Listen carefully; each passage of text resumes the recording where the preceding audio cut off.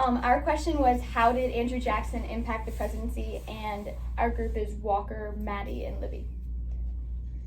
Overall, Andrew Jackson's main goal in office was to give all white men a nation of opportunity. All of this started by him tackling an issue which he called the Indian problem. Relocating tens of thousands of Indians seemed like quite the task, but Jackson was determined that this was one of the first necessary steps to achieving his overall goal for office. His idea consisted of moving the Indians to lands west of the Mississippi in order to save them. Instead of putting himself in a bad place, he claimed that he was the Indians' savior and that he was helping them to achieve a better life. With the help of Congress, the Indian Removal Act of 1830 was adopted. This allowed for the removal of Indians from millions of acres of their homelands, which would open up land for white settlements.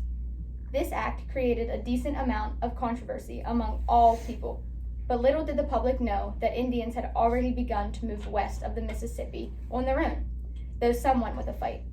Some tribes, however, were trying to live by the American cultures, but these were the bigger tribes like the Cherokee and the Choctaw. They based their lives off of those of the American people.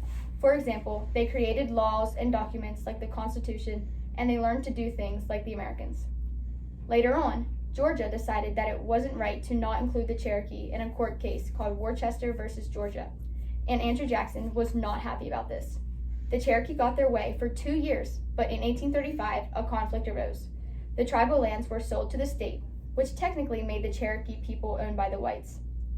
The Cherokee were given until 1838 to move out and find new land to occupy, but they refused.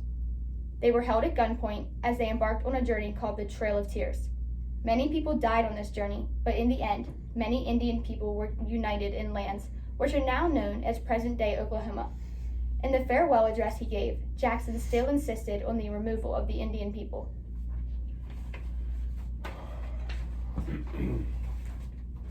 Along with the Indian people, Jackson also played a huge role in economic policy during his time in office. Tariffs were a huge part of his presidency, and this caused a constitutional crisis during the 1830s.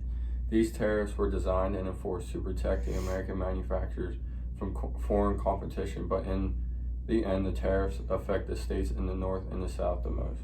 This called for the Tariff of Abominations, which was a revised tariff to try and help the states, but also keep the manufacturers protected. South Carolina suffered greatly from this, but Jackson basically refused to acknowledge it in a positive manner.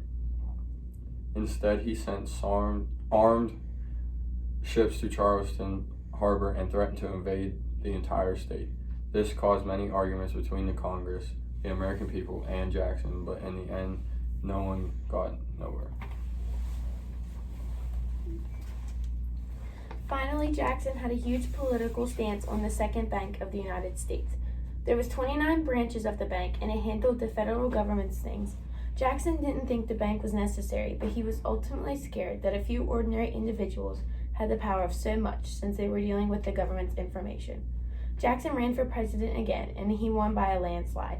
After winning the election, Jackson was planning on destroying the bank completely. He pulled everything from the bank, and he transferred it to the Democratic Allied State Banks. This caused an economic crisis, but shortly after, the economy rose again with full force. The amount of private and public banks rose dramatically, and the country overcame many obstacles, such as the national debt being paid off. During all these events, Andrew Jackson was the president, but he was basically against all of it. After his terms in office, the presidency changed. People took the presidency more seriously, and Andrew caused that because of his lack of leadership skills and his lack of effort in office.